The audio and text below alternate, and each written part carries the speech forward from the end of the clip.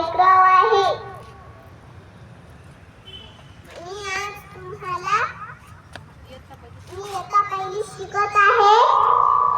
या कार्यक्रमाचे अध्यक्ष प्रमुख पाहुणे, व्यासपीठावरील सर्व गुरुजन वर्ग, माझ्या मित्र-मैत्रिणींनो, मी तुम्हाला स्वातंत्र्य दिनाबद्दल 4 शब्द सांगणार आहे. ते लक्षपूर्वक ऐकावे ही नम्र विनंती. सारे जहां से अच्छा हिंदुस्तान हमारा, हिंदुस्तान हमारा.